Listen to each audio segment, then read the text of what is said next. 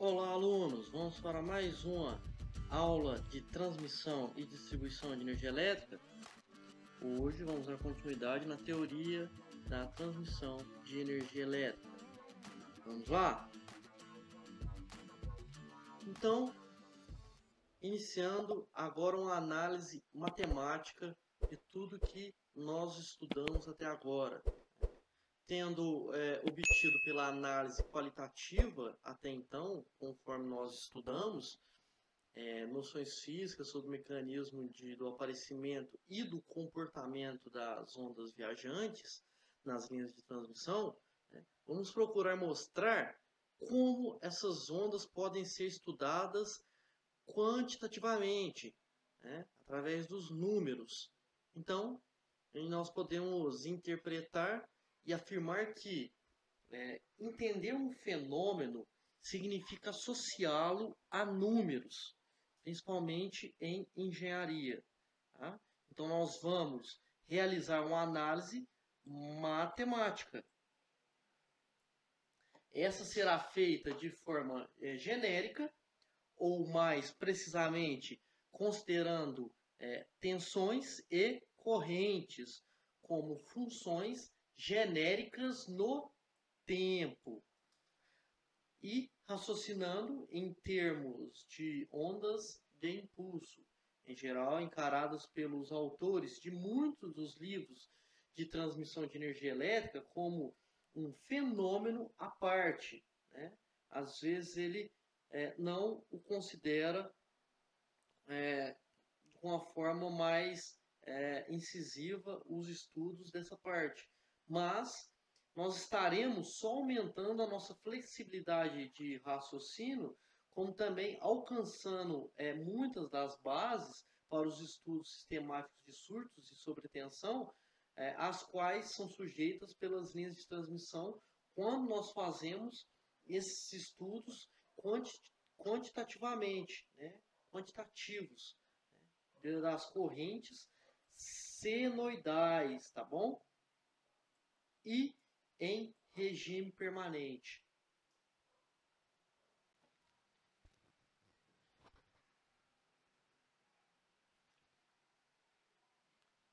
Então, avaliando as equações diferenciais das linhas de transmissão, nós deixamos aquela linha ideal que nós tínhamos estudado até então, e nós vamos considerar uma linha real, incluindo em seu circuito equivalente os elementos representativos às suas perdas nos condutores, que é representado pelo Rzinho, que é medido em ohms, Rzinho por quilômetro. Nós vamos avaliar novamente uns pedaços da linha para melhor modelagem matemática.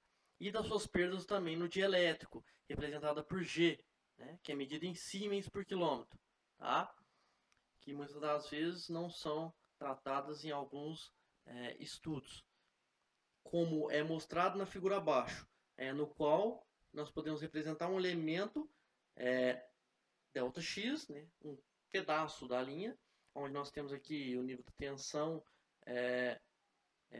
para um dado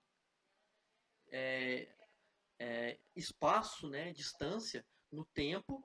Nós vamos avaliar também a corrente no espaço e no tempo, sempre avaliando agora de forma em função do tempo as nossas equações diferenciais.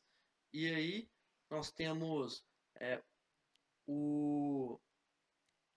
essa resistência, que é a resistência ali do dielétrico, G para aquele pedaço representativo, a capacitância para aquele pedaço representativo, a indutância para aquele pedaço, a resistência série, aquela resistência perda na linha, série, e nós temos aqui representando a corrente e a tensão para uma determinada distância de comprimento da linha, mais o pedaço que nós estivermos avaliando também a forma no tempo. Aí nós temos a nossa figura, ondas viajantes devido à energização da linha de transmissão, conforme foi estudado anteriormente. E as equações diferenciais gerais das linhas de transmissão, conhecida como as equações das ondas, que são apresentadas no nosso livro-texto do Dario Fuchs. Nós temos aqui a apresentação de uma derivada parcial em relação a x. Pode observar que é uma derivada parcial pelo símbolo da derivada, não é um d, né? Isso aqui é um del. Pode observar que ele é um pouco diferente. Então, que é visualizado isso mais nas aulas de cálculo, onde nós não vamos entrar com muitos detalhes sobre isso não, tá? Que não faz parte da nossa disciplina. Aqui nós temos a resistência, a condutância e o nível de tensão no tempo, que está tudo representado no tempo. E nós temos aquela resistência série, a condutância, a indutância e a outra condutância, né? Aqui, perdão, que é capacitância, aqui é indutância, aqui é condutância, aqui é a resistência série. Aqui nós temos mais uma derivada, só que agora no tempo da tensão, pode ver que está minúsculo também, no tempo. Aí você pode observar aqui o L vezes C, que é aquela indutância e a capacitância da linha, vezes a derivada segunda da tensão no tempo. E da mesma forma nós temos tanto a tensão como a corrente. Se vocês observarem que no nosso circuito anterior, equivalente, nós temos aqui a condutância no trecho ΔX e a capacitância no trecho ΔX. E aí nós temos a indutância também no trecho ΔX e nós temos a resistência série do trecho ΔX, onde nós vamos avaliar tudo isso. Possivelmente quando nós analisarmos as linhas em regime permanente. Tá bom? Lembrando da condutância sendo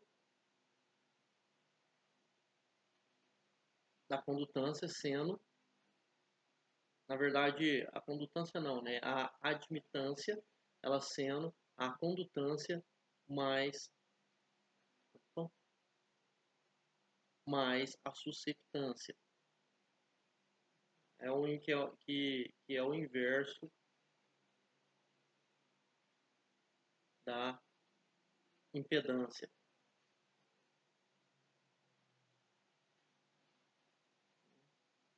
Isso aqui é o inverso da resistência.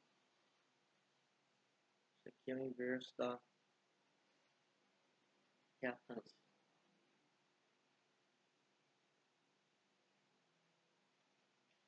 Então,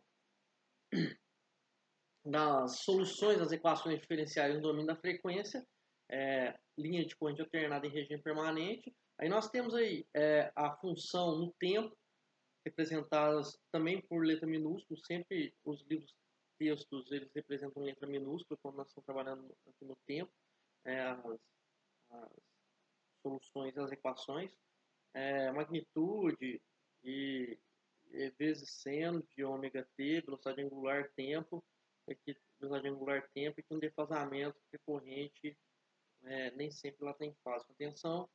Representação matemática, que vocês viram já isso em circuitos elétricos, representando pelos fasores, dependência implícita, x e t. Aí aqui nós utilizando a fórmula, essa mesma representação, essa função aqui, mas representando na forma de fasores, utilizando a decomposição de Euler. Né? Nós temos pela decomposição de Euler, nós temos a multiplicação por essa exponencial vezes ômega t. Tá? Isso aqui também faz parte da disciplina de circuitos elétricos, também nós não vamos entrar nessa parte, assim como do nível da corrente, nós temos uma outra multiplicação pela fórmula de Euler. Então aí nós temos aí, só que aqui tem um defasamento. Então, pode ser representado o fasor dessa forma ou daquela fórmula já conhecida, trigonométrica, né? vocês, que vocês já conhecem, que é o valor da tensão eficaz com um determinado ângulo, ou o nível da corrente, aí aqui é eficaz, então, avaliando assim, com um determinado ângulo, mais esse defasamento. Aí, isso é polar, né? Mas também pode ser também retangular. E aí, as equações gerais da linha que foi apresentada anteriormente aqui, elas podem ser representadas de uma forma diferente, né? Nós temos uma segunda derivada, agora em forma de uma segunda derivada de segunda ordem em relação a x. É um derivado de segunda ordem que é bastante utilizado, é muito utilizado, né? Essas derivadas parciais aqui de segunda ordem nos cursos de cálculo. Então, aqui também tem, pode observar que aqui foi substituído, saiu do forma do tempo, agora está trabalhando com fasores, só fez a substituição, conforme nós tínhamos visto aqui anteriormente, apenas substituímos esses valores, e logo depois, substituindo as derivadas, né, com a derivada igual a j ômega, aí que até formado um exemplo, fazendo a derivada de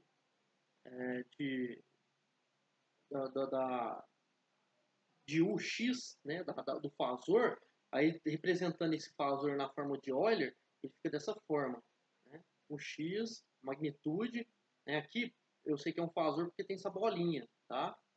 Toda vez que tem essa bolinha quer dizer que eu estou representando fasor. Aí fica a magnitude do fasor vezes E elevado a J ômega. Nesse caso, com uma tensão é só J ômega. E aí, fazendo a derivada da exponencial, conforme vocês já viram lá no cálculo, né, a magnitude, o que está multiplicando, se eu estou derivando em função de t, o valor que está multiplicando t vai vir aqui para multiplicando pelo restante da função, né? Ele vem aqui. É só olhar na tabelada e aí multiplica pelo valor anterior. A derivada da exponencial ela é fácil da gente lembrar. E aí, voltando a representar isso aqui em forma de fasor, a gente coloca só o símbolo aqui representando, apenas para mostrar que é um fasor.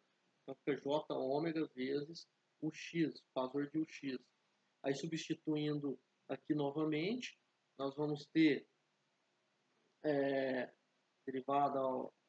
derivada segunda em relação a x e o x, né, do pedaço x, igual a R vezes resistência vezes a condutância vezes o x vezes, aí aqui já está multiplicando, se vocês observarem anteriormente, aqui dux, aí substituindo, dux é o que? É j ômega vezes o x. Então, só fez a substituição aqui, que era apenas o x, né? A gente só está substituindo, perdão, aqui, né? Falei errado. J ômega o x, aqui também fez apenas a substituição da função passada, estava derivada. Aí por isso que aqui está o quadrado. E aqui foi feita a mesma aplicação algébrica, matemática na corrente também. E aí, continuando a análise que nós estamos fazendo, a equação anterior ela pode ser transformada em essa equação anterior ela pode ser simplificada mais uma vez, fazendo com que nós temos o x, fazendo apenas uma álgebra, o x que multiplica x, ele sobe aqui, o x que multiplica R vezes J ômega L. E aí eu vou deixar para vocês apenas passar essa álgebra aqui para colocar os valores em comum. Não perdemos muito tempo. E aqui vai ser condutância. E aqui J ômega C, que é a capacitância. Aqui J ômega C é o inverso da reatância. Então, o inverso da reatância é exatamente o quê? Vai ser exatamente a admitância, né? Nesse caso. Então, vai ser exatamente... não, perdão. Vou apagar aqui. Vai ser exatamente a susceptância, que é o inverso da reatância. Isso aqui é o inverso da resistência. Então, somando o inverso da resistência e o inverso da reatância, fica a mesma coisa que a somatória da condutância e da susceptância, que é exatamente a admitância. Aí, então, por isso que ele está multiplicando, ó, por y, que é a admitância. Isso aqui é R mais J ômega L. Isso aqui é fácil, né? Isso aqui é impedância. E tá aqui também, ó. Então, acabou que simplificou mais uma vez aí a nossa equação, tudo multiplicado por x, ó. O U de x pelo pedaço, pelo trecho x. E assim foi feito também para corrente. Então, ambas as equações, elas admitem uma solução do tipo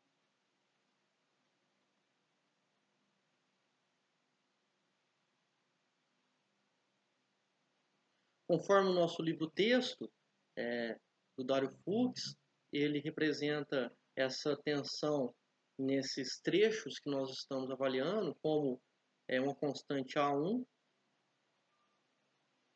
multiplicada por E elevado a x raiz quadrada da impedância vezes a admitância, mais uma outra constante A2, que multiplica E elevado a menos x raiz quadrada de Z vezes admitância. Isso para o nível de tensão. Vou chamar isso aqui de 13. Assim como o nosso livro-texto também ele informa que a corrente do trecho é igual a 1 sobre a impedância dividido pela admitância. Então, vezes, que multiplica A1 vezes E elevado a x com multiplicar pela raiz quadrada de z y menos A2 e para menos x que multiplica z vezes admitância. Isso para a corrente.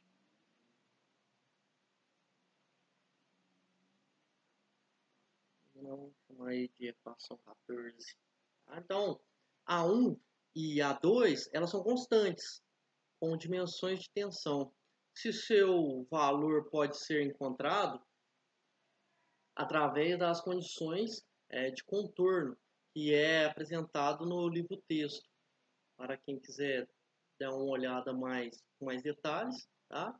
Para tanto, consideramos a linha junto ao receptor, que elegemos como a referência para a distância x uma vez que as condições aí existem, que ditam o comportamento das linhas. Então, essas funções que ditam o comportamento da linha, e nessas condições, se vocês observarem aqui, para x igual a zero, nós vamos ter o x igual a 2 e x igual a i2.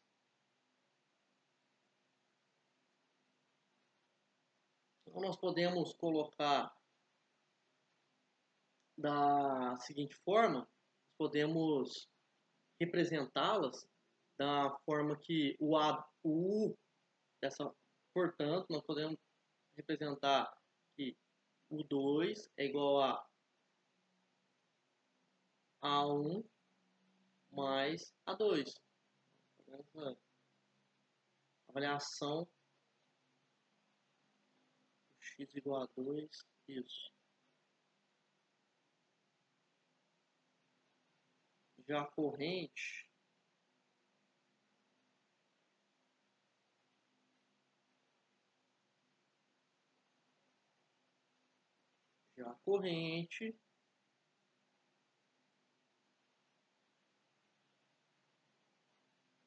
raiz de Z sobre impedância vezes admitância, dividido pela admitância, perdão, multiplicado por A1, porque conforme eu disse, né, tensão. Tudo bem. E outra coisa interessante, as soluções simultâneas, o livro-texto, ele vem com a seguinte definição, né? A1 igual a tensão, terminal 2,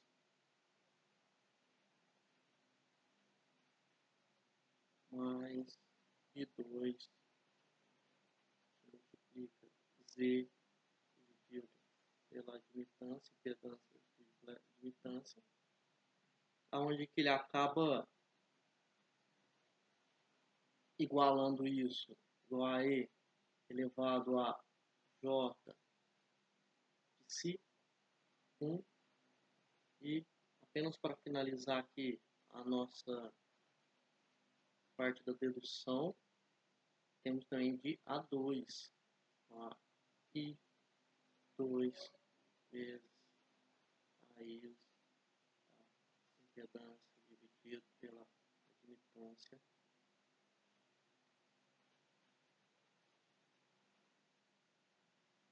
A2 vezes E de Si2. E óbvio, como está trabalhando com Euler, você tem que dividir os dois por a representação de Euler. Conforme a representação de Euler é a metade. A somatória é a metade. Seno e cosseno. Então, deixa eu apenas apagar aqui.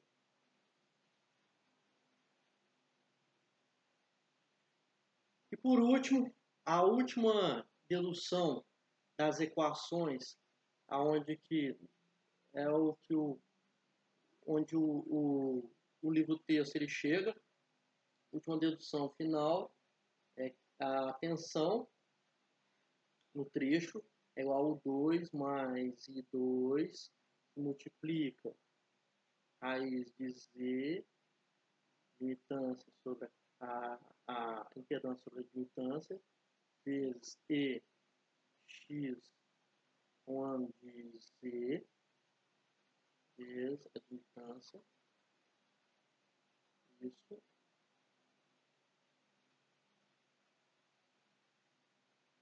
dividido por 2, mais o 2 menos a corrente terminal 2, isso são razões, podemos esquecer, multiplica raiz de Z dividida por impedância dividida dividido pela admitância vezes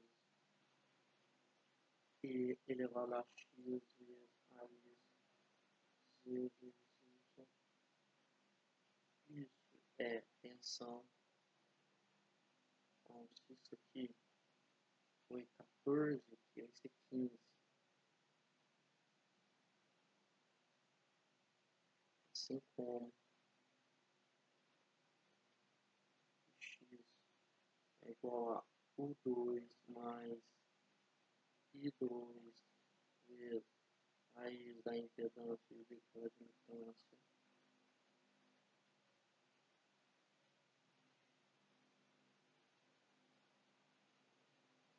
A corrente nós temos que multiplicar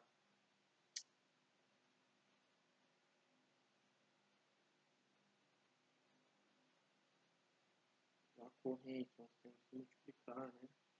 Esse termo multiplicado por raiz de z sobre impedância da admitância multiplica e x elevado a vezes a raiz de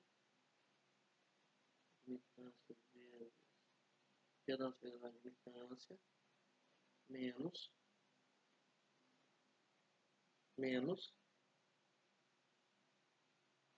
U2 menos I2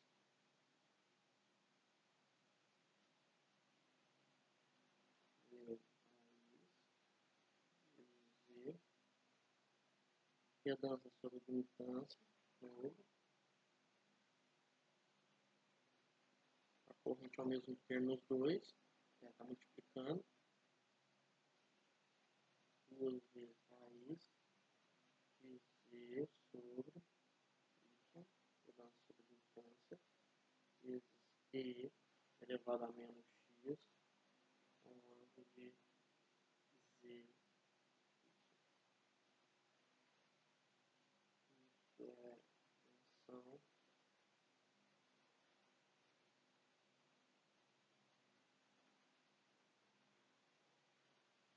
Onde que aqui são as representações das ondas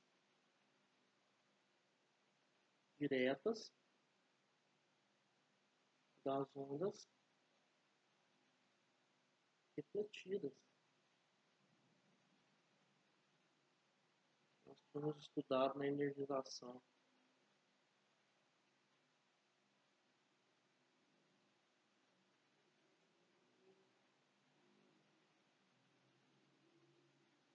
Onde que para correntes alternadas em regime permanente. Através delas, nós podemos relacionar as tensões e as correntes em qualquer ponto da linha. Nós podemos executar, definir qual é o nível da tensão ou qual é o nível da corrente em qualquer ponto X que a gente quiser da linha, com essas relações. As relações são interessantes. Em resumo, conhecidos os valores de U e de I, U2 e I2, que são os níveis das tensões e das correntes terminais, nós podemos calcular a tensão e a corrente em qualquer ponto da linha. Então, fica aí para vocês essa equação, agora para as linhas em regime permanente, tá? Utilizando fontes de corrente senoidais.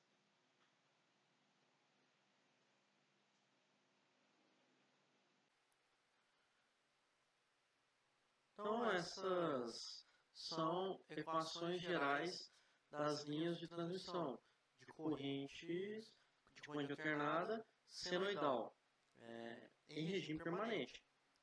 Através delas, poderemos relacionar todas as tensões e correntes em qualquer ponto ao longo das linhas, em função das condições existentes no receptor. São equações exatas, servindo de base para derivações de processos de cálculo simplificados, conforme nós vamos ver nos estudos posteriores, né, para fazer as simplificações dessas equações, né, que são usadas na prática, né. Então, em resumo, conhecidos a tensão e a corrente, né, o fasor da tensão e o fasor da corrente, pode-se calcular tensão e corrente em qualquer ponto da linha de transmissão. Por isso que essa equação, a modelagem dela é a modelagem mais complexa, porque ela faz uma forma mais genérica para fazer a avaliação, né, como um todo.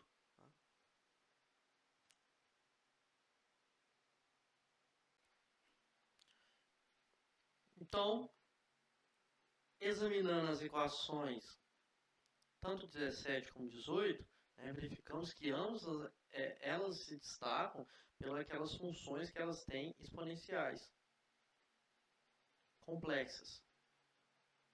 Então, que é o e elevado ou mais ou menos, né, dependendo da condição, raiz quadrada da impedância e da admitância. Então, lembramos que dos cursos de circuitos elétricos, que funções exponenciais aplicadas aos fasores A1 e A2 são fasores, tá? Então mudam as características, ou seja, modulam as funções senoidais que as representam. Então nós temos que o gama é igual a raiz quadrada da impedância que multiplica a admitância, né? Só lembrando a vocês das aulas que vocês tiveram de circuitos, que já faz muito tempo, né? A impedância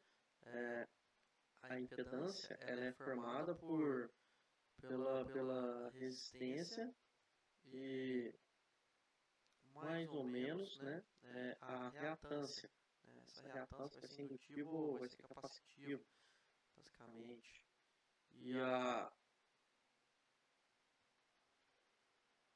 admitância, passando aqui tudo para o fasor,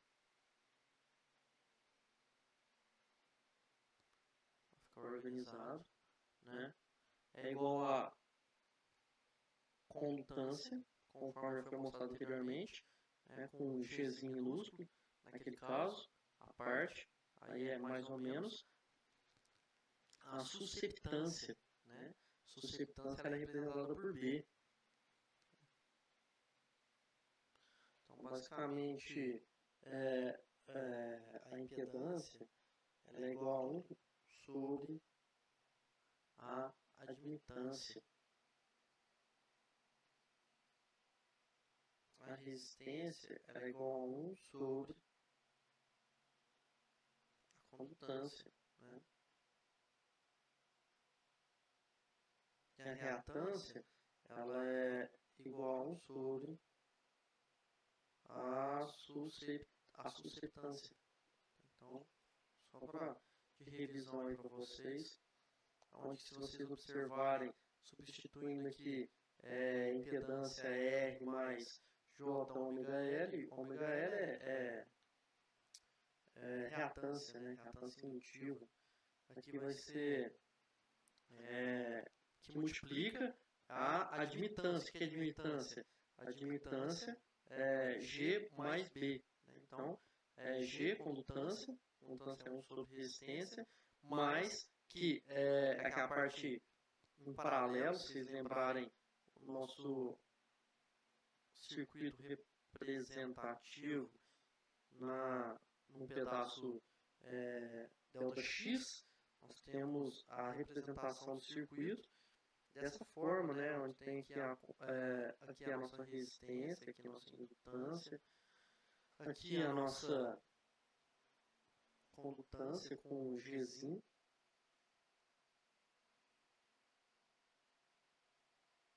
e aqui, por fim, a nossa capacitância em paralelo com a rede.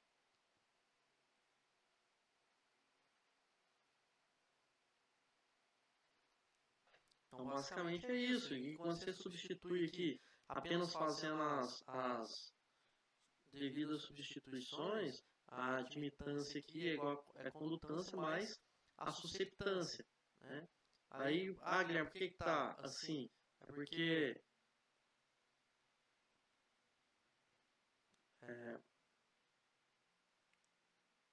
ômega C é igual a 1 sobre a reatância capacitiva, né? 1 sobre a reatância capacitiva basicamente é B. Então é B.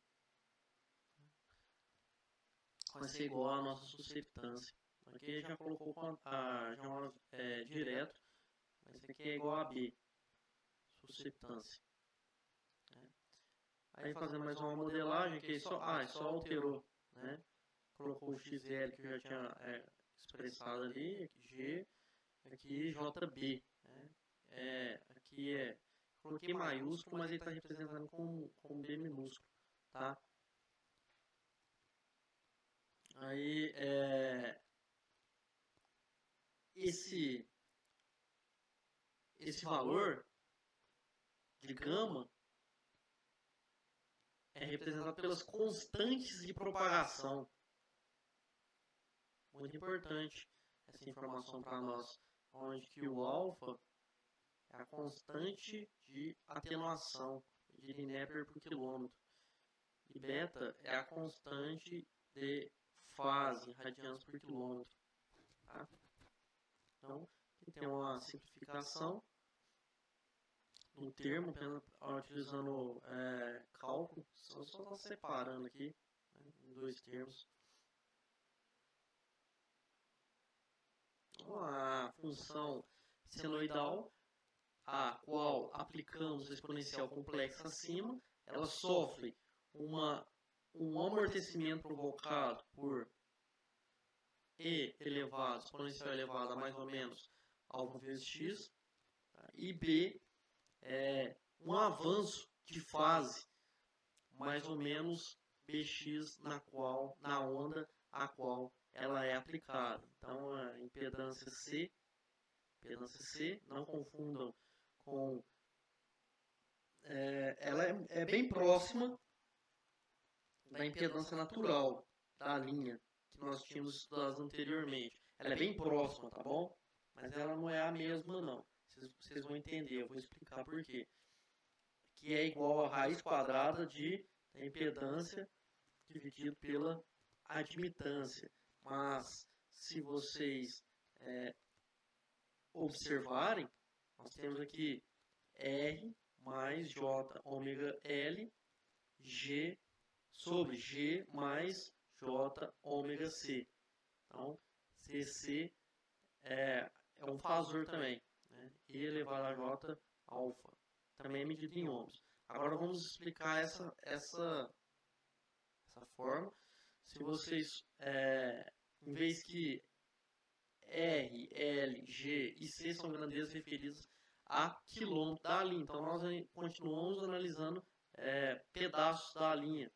Então nós concluímos que estamos frente a uma grandeza que, assim como a impedância natural da linha, também independentemente do comprimento das linhas.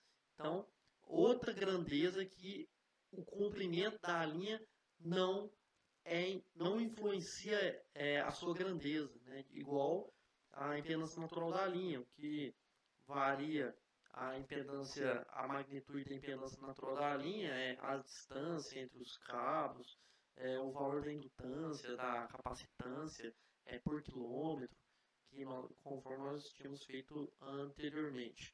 Então, semelhança não para por aí. Como no caso examinado anteriormente, o radical relaciona ondas diretas de tensão e corrente, bem como suas ondas refletidas. É interessante essa parte. Porém, não somam,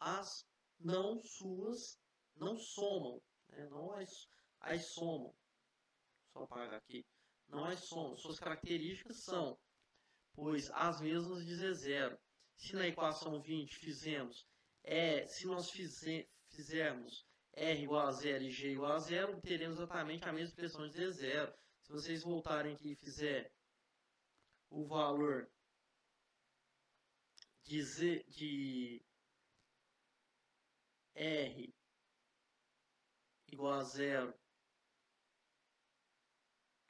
Rzinho igual a 0 e G igual a 0, nós vamos ter aí a mesma expressão, ó, nós vamos ter a mesma expressão anterior da impedância de surto.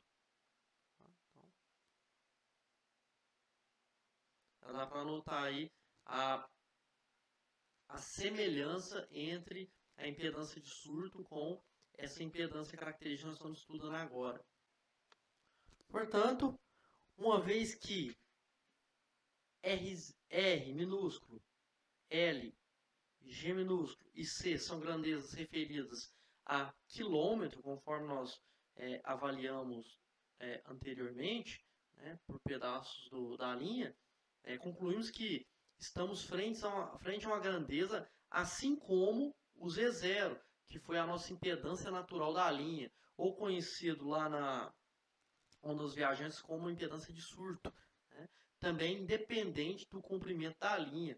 Então, essa impedância, que é a impedância ZC, ela também não depende do comprimento da linha, né? O que influencia com ela é a distância entre os condutores, ou então é os valores de indutâncias e capacitâncias por quilômetro, né? Isso aí que vai influenciar diretamente na impedância natural da linha. E com os ZC é a mesma coisa. Sua semelhança não para por aí. Então, examinando anteriormente, o radical relaciona as ondas diretas de tensão e corrente, bem como suas ondas refletidas, porém não as somam, tá? Suas características são bem as mesmas de Z0. Se você observar, você fazer R0, Rzinho igual a 0 e Gzinho igual a 0,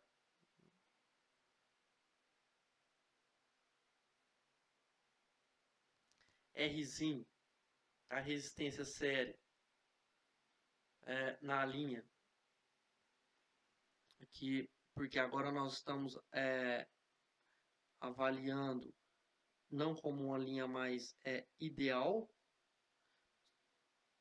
mas sim como uma linha real, né?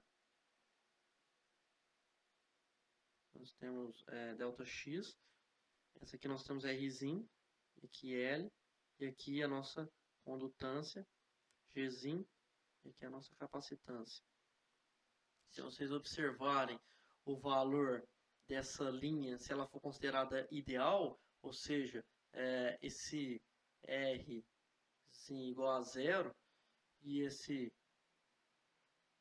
Gzinho aqui igual a 0,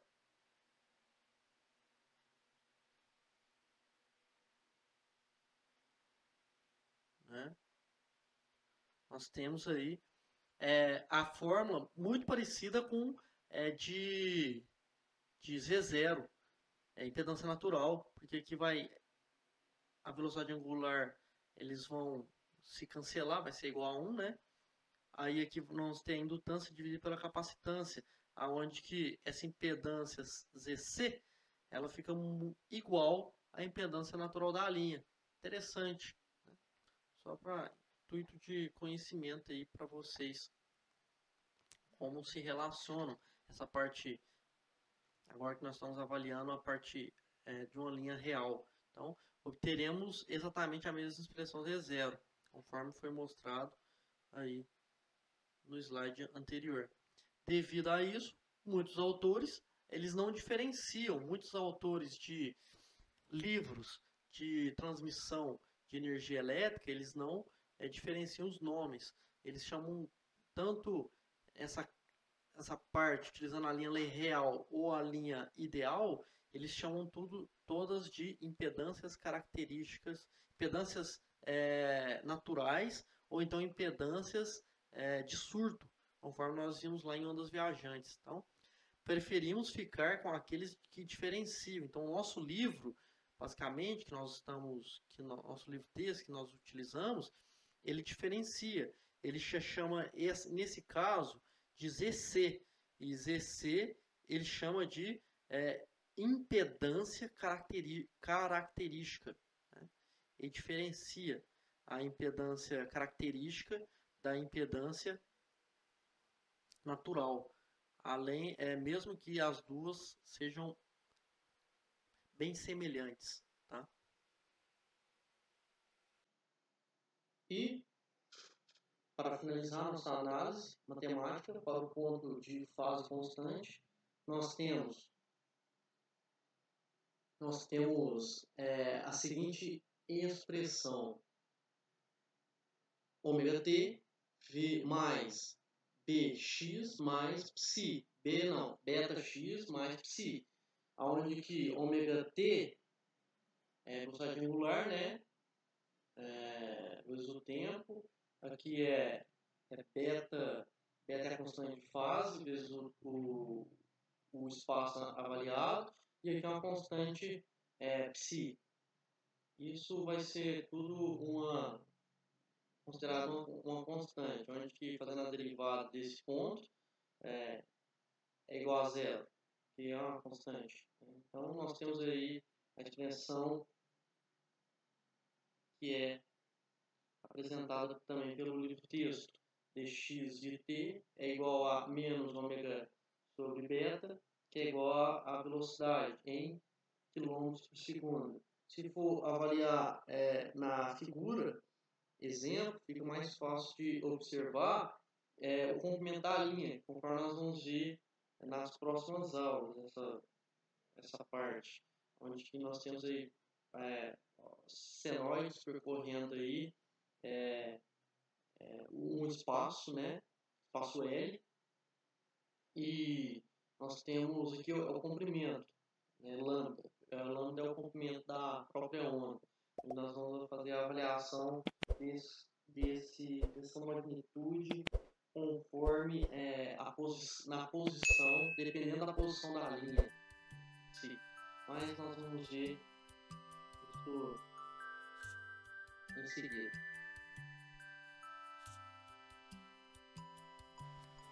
Então, finalizamos mais uma aula de transmissão. Um grande abraço e até a próxima.